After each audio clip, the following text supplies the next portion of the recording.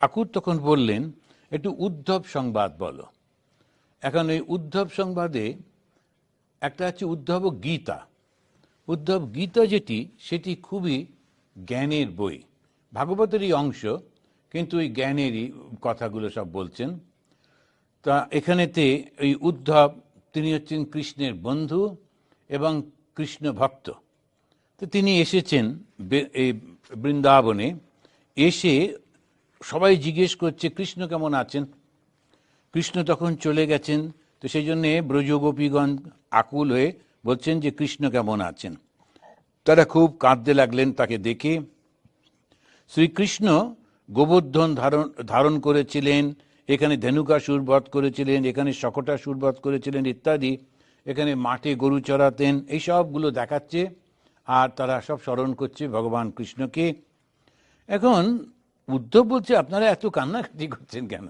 এখানে কৃষ্ণ হচ্ছেন ভগবান, তিনি এখানে ছিলেন, এখন আর একটা জায়গায় আছেন, কিন্তু আসলে উনি সর্বব্যাপী। আর উদ্ধব হচ্ছে জ্ঞানী পুরুষ, সুতরাং তার কাছে এটা মনে হচ্ছে এত আছেন, ছিলেন না, এসব এত চিন্তা করার কি আছে, ব্যাপারটা তো হচ্ছে সবই এক, এরকম চিন্তা করছেন। তখন ওরা বলছেন যে না, আমরা ওসব কিছু বুঝি না, আমরা লেখাপড়া কিছু জানি না, কেবল আমাদের বৃন্দাবনের কৃষ্ণকে জানি, যিনি এখানে লীলা ক্রীড়া করেছেন। এখন সেইটিকে আমরা জানি। উদ্ধব বললেন, তিনি সাক্ষাৎ ভগবান, তাকে চিন্তা করলে আর এই সংসারে আসতে হয় না, জীব মুক্ত হয়ে যায়। গোপীরা বললেন, আমরা তো মুক্তি চাই না, আমরা ওসব কথা বুঝিও না, আমরা আমাদের প্রাণের কৃষ্ণকে দেখতে চাই। এই দুটো পাশাপাশি স্রোত চলেছে, একটা জ্ঞানের, একটা ভক্তির। আর লক্ষ্য কিন্তু একটাই, ভগবান।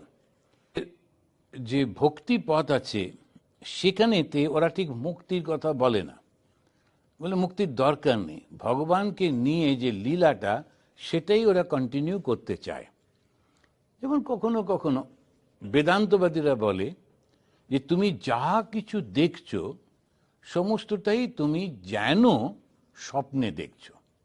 একটু বোঝার কষ্ট, কেন কি আমি বাস্তবে দেখছি ঘটনাগুলো ঘটছে, এখন সেইটা কি করে আমি বলি যেটা স্বপ্ন। আবার কখনো কখনো খুব ভালো স্বপ্ন দেখছিলাম, কেউ এসে উঠিয়ে দিল বা একটা করে, তখন খুব রেগে যায়, আরে একটা ভালো স্বপ্ন দেখছিলাম, ধাক্কা দিলে কেন?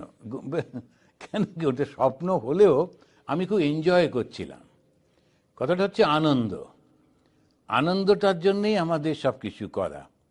এখন তুমি তাড়াহুড়ো করে আনন্দের মধ্যে মিলিয়ে গেলে, কিন্তু আমি অত তাড়াহুড়ো নেই, আমি আনন্দের সঙ্গেই থাকতে লাগলাম, আনন্দটা আস্বাদন করতে লাগলাম। এই দুটো পার্থক্য।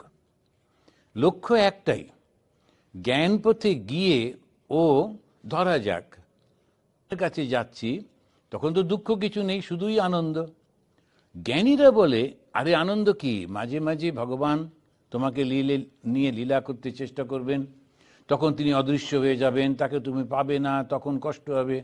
তা হোক, ওই যে দুঃখটা ভগবানকে হারানোর দুঃখ, তাকে পাবার জন্য চেষ্টা, ওটাও একটা আনন্দ। আর আনন্দের মধ্যেই আমরা রয়েছি, ওই দুঃখটাও তখন আনন্দের মধ্যেই কাটে।